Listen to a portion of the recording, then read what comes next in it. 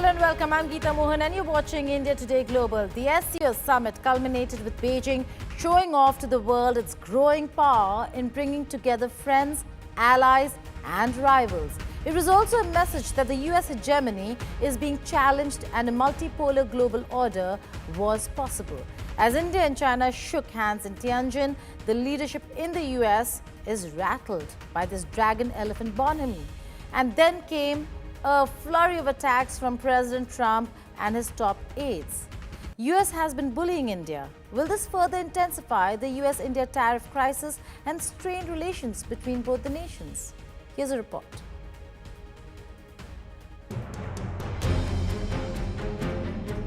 The Shanghai Cooperation Organization summit saw allies and neighbors with differences come together. A joint declaration condemning the Pahalgam terror attack and the Jafar Express attack was signed. Calls for a multipolar world echoed. All this amid high tariff war with the United States, which is singling India for trading oil and energy with Russia. A day after Chinese President Xi Jinping, Prime Minister Narendra Modi and Russian President Vladimir Putin were seen smiling in a friendly conversation rattled US. Washington watched closely and then came out strongly attacking India's bonhomie with China and Russia. The first response after the SCO came from the US President himself, who described India's relations with the US as a totally one-sided disaster. Then he went on to say that India has offered to cut their tariffs to nothing. So far, no such talks have been confirmed. The next salvo came from Peter Navarro, who termed Modi's meet with Putin and Xi at the SCO a shame. Earlier, he attacked India for profiteering from reselling Russian oil at premium prices to Europe, Asia and Africa. The trade advisor in his prior remarks called India's laundromat for the Kremlin and Maharaja of tariffs. It was a shame to see Modi getting in bed as the leader of the biggest democracy in the world with the two biggest authoritarian dictators in the world, in Putin and Xi Jinping. That doesn't make any sense. I'm not sure what he's thinking, particularly since India has been in a Cold War and sometimes a hot war with China for decades. Putin gives India a discount on crude. They refine it, sell at premium prices to Europe, Asia, and Africa. It's nothing but profiteering. India cannot stand on the thin reed that somehow they need this oil to run their cars or cool their homes. It's false, just simply false. Following Trump and Navarro, US Secretary of Treasury Scott Bessent called the SCO summit largely performative. Referring to India as the most populous democracy in the world, he affirmed that India and the US will ease tariff tensions. During an interview, Bessent also condemned growing Russian bombings on Ukraine as despicable and said that options on sanctions on Moscow were on the table. According to Russian news agency TASS, Putin claims that the Ukraine crisis is because of coup d'etat in Kiev in 2014, which was provoked by the West. What is to be seen is whether this bonhomie witnessed at the SCO can create stability in a chaotic geopolitical scenario and if it can force the United States to tone down its rhetoric on India. With Mahashweta Lala, Bureau Report, India Today. As Trump's tariffs hit markets and economies across the globe, the BRICS nations will convene a virtual meet next week to discuss trade policy of the US. Trump has levied highest tariff rates on some of the BRICS members. Brazil, which is the chairman of the BRICS, will preside this virtual meet next Monday. The aim of this meeting is not only to discuss Trump's increased tariffs slapped on BRICS nations like India and Brazil, but also to showcase multilateralism and the need for multipolarity. Trump has been levying higher tariffs on trading nations and forcing them to enter in trade negotiations that is in the interest of the US. India's proximity to Russia has earned the ire of Trump and frequent salvos from top members in the Trump cabinet. Trump had earlier attacked the BRICS nations and accused them of attempting to de-dollarize and thereby promoting regional currency. But India has repeatedly denied any de-dollarization agenda in the BRICS while pushing for the internationalization of rupee. And to discuss this and more, I'm being joined by Daniel Block, Senior Editor, Foreign Affairs Magazine, and Raymond Vickery, Jr. He's a Senior Advocate Chair on India and Emerging Asia Economics, Center for Strategic and International Studies. Raymond, if I could come to you first, what is the sense that you're getting from the SCO summit? How is Washington really looking at it? What are the noises and the voices that you hear? Well, thanks very much for having me. I think what you hear depends on who you talk to. If you talk to one of the Trump MAGA supporters, they really could care less because they have a view of Fortress America, both economically and strategically, which is completely at odds with reality. If you look at some of the more logical and sane approaches to international relations, even among those who are in a Trump administration, I think that there's dismay because the optics certainly are that the tariff policy of Donald Trump has driven a great democracy like India into the arms of China and Russia. I think that President Trump has shown that he has abandoned the traditional values of democracy, rule of law, institutionalization, which has made the U.S. a leader since World War II. The really bad thing, of course, that comes optically out of this is that a great democracy like India is participating in the legitimization of the transgression of the UN Charter, which prevents the kind of imperialistic invasion which Russia has done. But Ray, this is not the first time.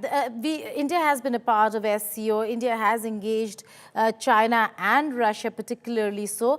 I'll come back to you in your experience as somebody who's led negotiations as being part of the Department of Commerce.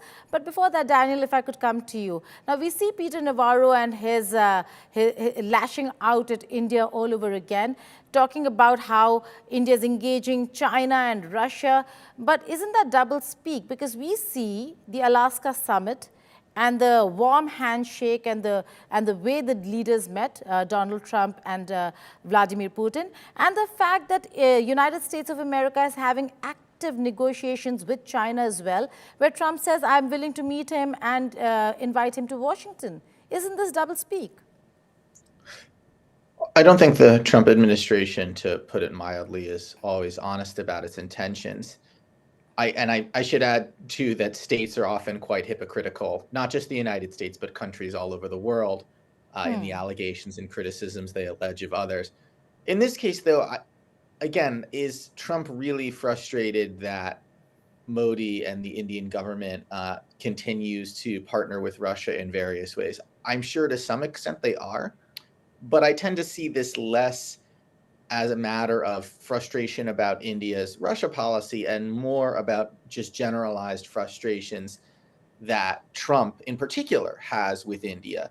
And the fact that Trump and Modi have kind of walked themselves into a position where being hostile and antagonistic toward each other is important to their personalities, it's important to their domestic political imagery, and as a result, it's really hard for both of them to back off. And so, you know, whether the United States is doing this, again, mostly because it actually wants to try and use India to apply more pressure on Russia, I'm skeptical that that's the main purpose. I'm not saying that it couldn't be one of them, but I'm skeptical that it's the main purpose. Instead, I see it more as, you know, a reason they can come up with in order to justify or excuse putting more pressure on India. Okay.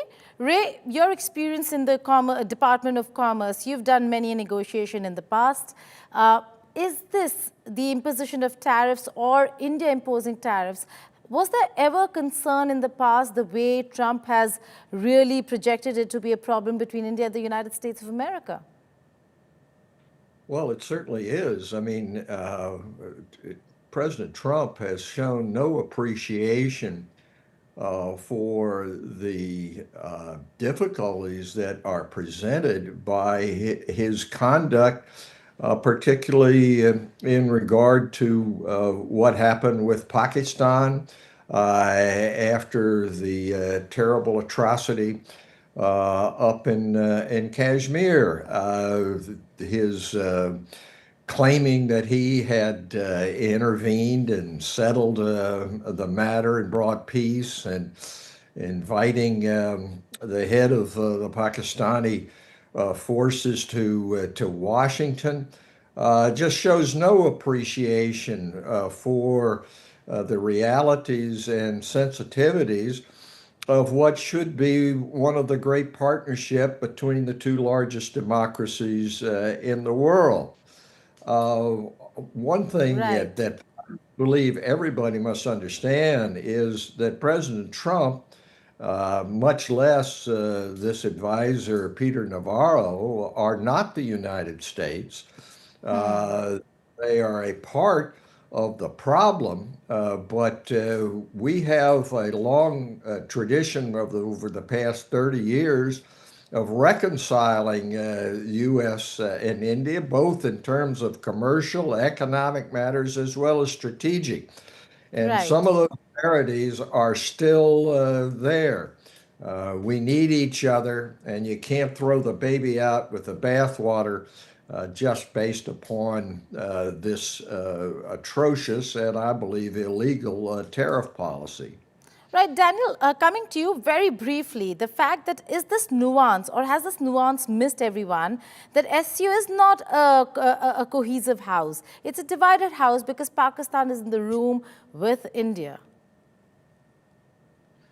I think it depends on who you talk to. I think most top foreign policy officials understand that SCO is not a cohesive unit in the way that, say, NATO is, that they see it as a different type of entity.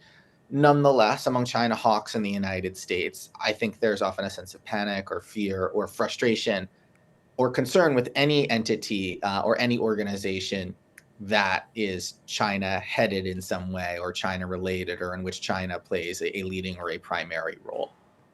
Even if they simultaneously understand that not all the countries in that room agree with each other.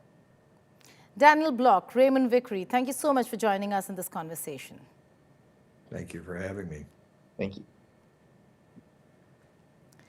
Now, here is my take on BRICS versus SCO. While experts have spoken, why is BRICS more important to tackle Trump than SCO, which is a divided house? Listen in.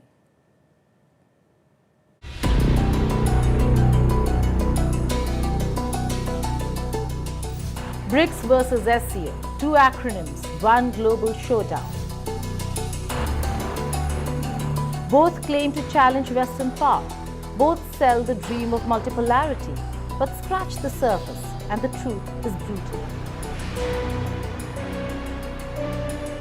BRICS speaks for the global south, rewriting the rules of money, trade and power. SCO, it's stuck in old grudges, crippled by Pakistan's presence, forever bickering instead of building.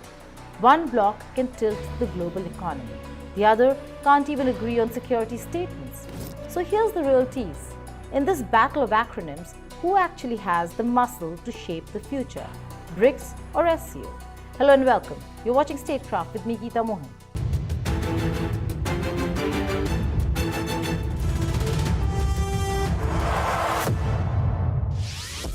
Let's rewind. BRICS started as a coalition of 5 emerging economies: Brazil, Russia, India, China, and South Africa. Today, it has ballooned into BRICS Plus, adding the UAE, Egypt, Ethiopia, Indonesia, and Iran. That's cross-continental muscle, representing nearly half the world's population. SCO, born in 2001, was China and Russia's baby, built for Eurasian security, later adding India and Pakistan. One bloc dreams global, the other gets stuck in border squabbles. One wants to rewrite economic rules, the other struggles to keep its members from tearing each other apart. So ask yourself, which one can truly rewrite the future? On paper, BRICS and SCO both sound like challengers to Western supremacy. But look closer, and their DNA couldn't be more different. BRICS is economic muscle wrapped in political ambition. SCO is a security umbrella weakened by internal storms.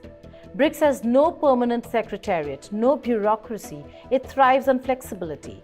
SCO is the opposite: secretariat, councils, rigid structures.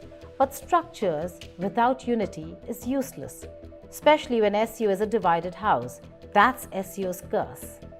While BRICS may one day have a structure, and yet it will unitedly push for reforms in the IMF, World Bank and UN. SCO is stuck managing terrorism drills and making hollow declarations. BRICS can roar globally. SCO can only whisper regionally. Here's where the SCO story collapses. Pakistan. Its entry in 2017 wasn't a triumph. It was a ticking time bomb. The India-Pakistan rivalry now infects the entire organization. Every summit becomes a circus of accusations, terrorism, border disputes, proxy wars. Consensus? The SCO's decision-making engine gets strangled by this feud. Instead of drafting unified strategies, members waste time diffusing Indo-Pak clashes. The SCO may call itself the world's largest regional bloc, but its house is built on sand. With Pakistan inside, unity is impossible. SCO is less a club of partners, more a stage for enemies to glare at each other. BRICS versus SCO. One can, one can't. Let's lay it bare. BRICS has the muscle to rewrite financial systems, but the SCO never will. BRICS speaks for Africa, Asia and Latin America, while the SCO cannot. BRICS moves markets. The SCO doesn't even nudge them. BRICS can challenge the dollar itself, while the SCO remains locked in regional squabbles. One has reach, the other has limits. That's the blunt truth.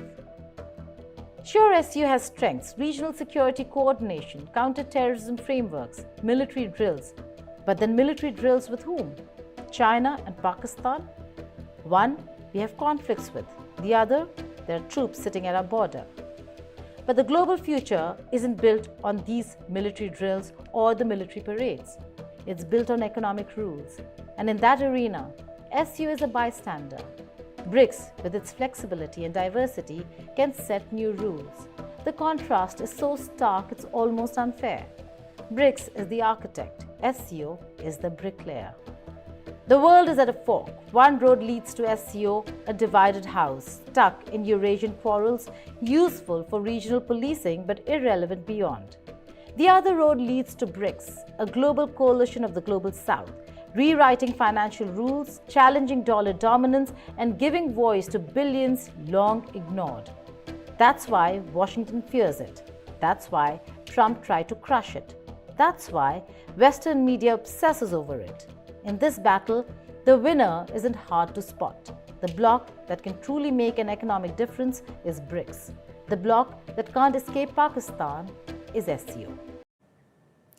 After hosting the SCO summit in Tianjin, Beijing is now gearing up for the upcoming military parade, or the Victory Day Parade, marking 80 years since Japan's defeat at the end of World War II.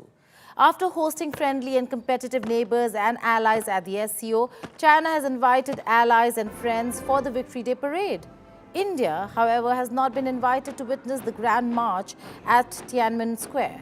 More than 20 world leaders will be in Beijing to attend the event. Russian President Vladimir Putin and North Korean President Kim Jong-un will attend the event. Kim has already reached China as his bulletproof armored train touched Beijing station. This will mark the first appearance of the two leaders alongside Chinese counterpart Xi Jinping. Some of other leaders include Belarus President Alexander Lukashenko, Iran's President Masoud Pezeshkian, and South Korea's National Assembly Speaker Woo Won-shik, Slovakian Prime Minister Robert Fico, and Serbia's Alexander Vučić. Pakistan's Prime Minister Shahbaz Sharif, who attended the SCO summit, has stayed back for the parade. Also, Pakistan's Army Chief, Field Marshal Asim Munir, who also landed in China after PM Modi's departure, will also be there in attendance. She, who is also the General Secretary of the Communist Party of China Central Committee and the Chairman of the Central Military Commission, will deliver a speech and review troops. Meanwhile, security has been tightened ahead of the parade. Business owners near the Tiananmen Square have been issued notice to keep their shops closed on Wednesday.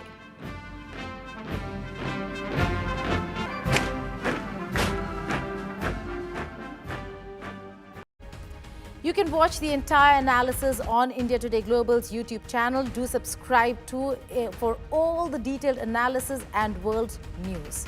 With that, it's a wrap on this edition of India Today Global. But before I go, here's a good news story from India. It began as India's experiment to go cashless. Today, the Unified Payments Interface, better known as UPI, moves billions of transactions a month and is spreading from New Delhi to Paris, Singapore and beyond. More than a payment system, it's becoming India's digital calling card to the world. But as UPI goes global, can it truly reshape the way money moves across borders? Goodbye and take care.